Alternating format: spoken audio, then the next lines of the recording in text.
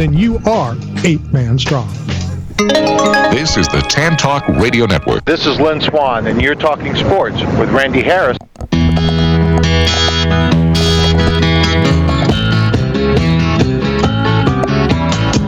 Hi, we are back coming to you live from the Cool Breeze AC broadcast facility. This is Knockout Radio, brought to you by Staff Zone, 8-man strong, and Bucked Up Energy Drink. All right, so there's the NWO, and there's the Marines. Your NWO for life, right? Marines are Marines for life. I'm a former Navy, but Marines are Marines for life. There's only one other thing that's for life, and that's DEFWAR. So let's welcome from DEFWAR, and I'm still considered a teammate there, Max Quinones. For life. Max, what's up? Hey, how's it going, Randy? Thank you guys for having me on. I appreciate everyone. Happy. I wanted to get Daniel to come out, but we didn't pull that off. It was going to be like a surprise. Talk about DEFWAR first, place that I used to train and still kind of call home, even though I never go there anymore. I mean, this is a room full of killers. You know how the training goes. I mean, especially now there's no AC in the building we're at right now, so it's just been gun-ho training, putting in the work, and getting ready for July 26th. See, they give me crap about stories, so I'm going to change one of the stories. Oh, okay. All right, this is a DEFWAR story. Oh, great. So I'm in the gym training. Hold on, new content alert. New content. and you're talking about killers, right? So DEFWAR is mostly fighters. Yes, sir. Now, everybody knew that I'm not there to fight. I'm not Mike. I'm not trying to, I'm just trying to lose a couple pounds and whatever. And a new kid came in, Chris Rodriguez, and he plastered me in the face. And I got so pissed. Ask him about it. I'm like, I'm just here. What are you punching me in the face for? And it went from hatred to like he's my brother now. Right. I support him when he's boxing and all that kind of stuff. But you're right. DEFWAR is a bunch of killers. Isn't that a beautiful thing about combat sports, though? I mean, broskies can duke it out, shake hands, and as long as you guys are chasing the same goal, I mean, at the end of the day, you can't have hatred towards that person. You know what I mean? Yeah, even on a professional level, you see these guys beating each other up for 25 minutes and then hugging nothing but respect afterwards. Yes, sir. Yes, Which, sir, unfortunately, it's not all like that. Correct. Now, the flip side of that, I want it to be real.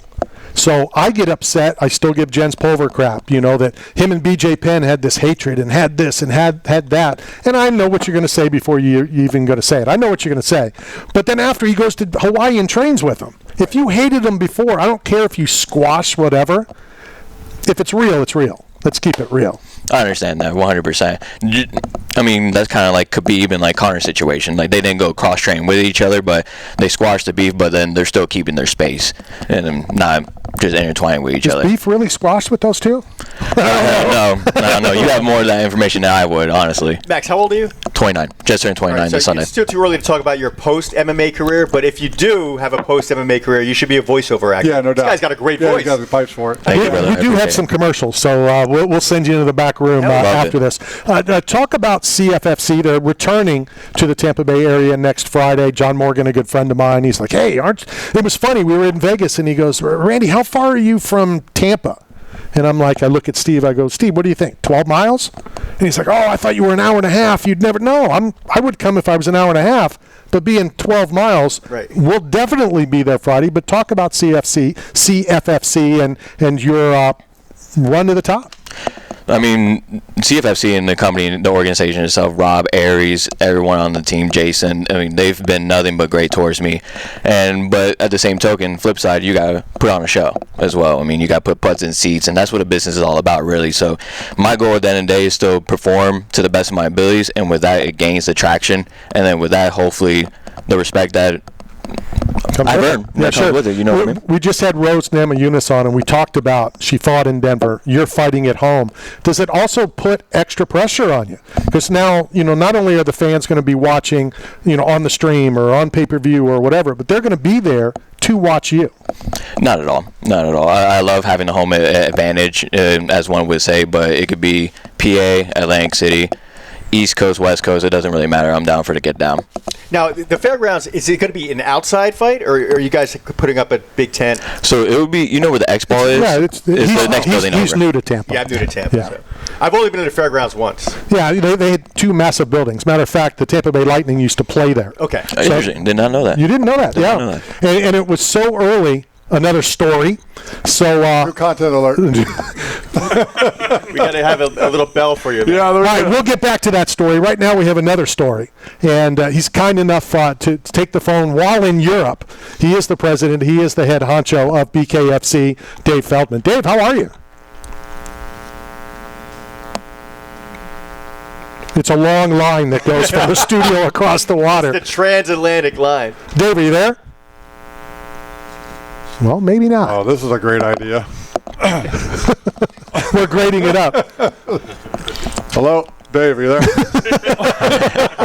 Dave, can you hear me? Yeah, Oh, Grady hung up.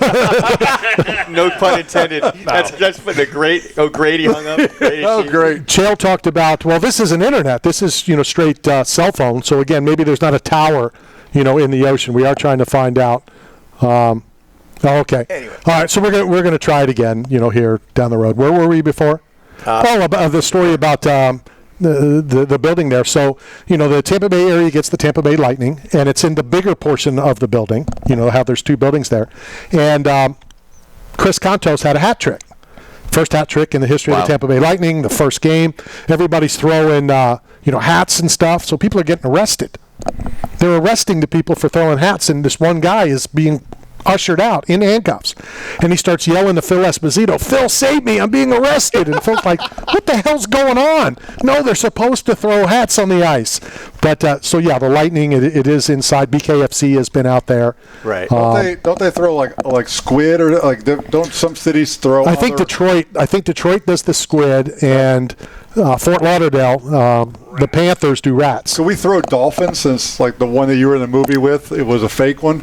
So no PETA issues. Sequest. We can just throw fake dolphins. We'll get back to that right now. DEFWAR here. We got to show DEFWAR the respect, or Daniel's going to come down here and whip my ass. Yeah, that's true. And we definitely don't Max want that. is just going to whip all our ass. Yeah, that could be. Tell me about your opponent.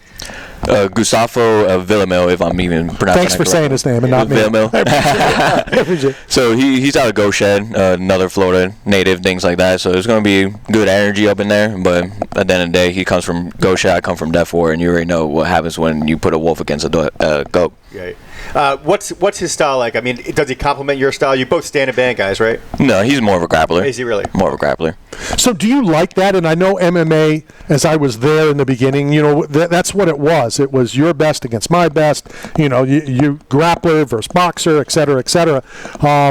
Would you rather it be two exactly you and your opponent exactly your style, or do you like the setup that he's different? I like the setup. And my background is a two-time All-American with wrestling at a national level and things like that. So it's not that I haven't lacked experience in the grappling department by any means. Sure. It's just it hasn't gone to that extent as of yet, to where it's like full-blown, like just scramble after scramble after scramble, and I can keep that high-paced energy no matter what. Quick DEFWAR story. So I'm there training. We're 30 minutes, new content. We're 30 minutes, 40 minutes in, right? I'm sweating. I'm tired. I'm ready to go. And I'm like, God. And they're like, no, that's just a warm-up. We haven't even started yet. I'm like, we haven't started. What have we been doing for 45 minutes?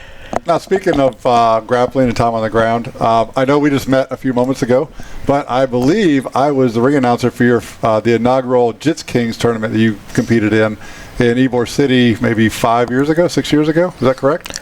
Shoot, I haven't competed in like a grappling tournament. It's probably incorrect. No. I wasn't at that one, unfortunately. Remember that part where we said we wanted you to punch somebody in the face? Where we've now decided what person you're going to do that to. I try to bring one story up from my memory, and that's what happens.